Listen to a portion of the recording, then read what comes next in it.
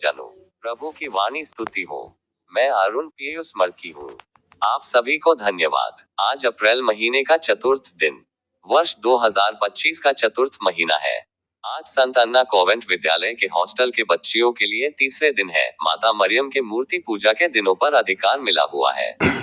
उनका एक वचन बाइबल पद पर बोले। संत योहन का सुसमाचार 15 पद संख्या 7 तक।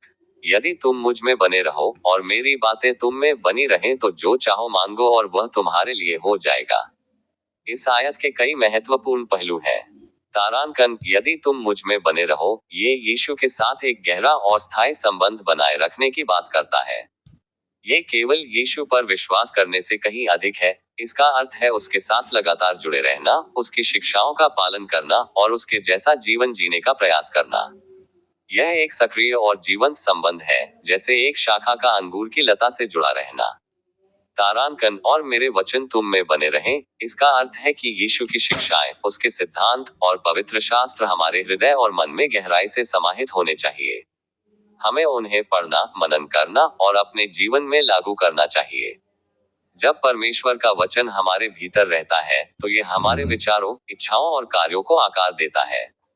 तारांकन, तो जो चाहो सो मांगो, यह एक शक्तिशाली वादा है, लेकिन इसे पहली दो शर्तों के संदर्भ में समझना महत्वपूर्ण है। जब हम यीशु में बने रहते हैं और उसके वचन हमारे भीतर रहते हैं, तो हमारी इच्छाएं धीरे धीरे उसकी इच्छा के अनुरूप हो जाती हैं। हम ऐसी चीजें मांगने लगते हैं जो परमेश्वर की महिमा के लिए और उसके राज्य के विस्तार के लिए हो।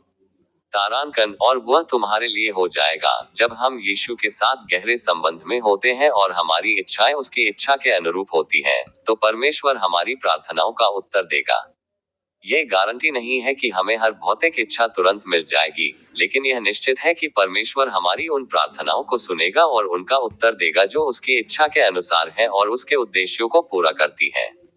संक्षेप में, यूहन्ना 15:7 हमें सिखाता है कि प्रभावी प्रार्थना के लिए यीशु के साथ एक गहरा और स्थायी संबंध आवश्यक है, और उसके वचनों को हमारे जीवन में मार्गदर्शक शक्ति बनना चाहिए।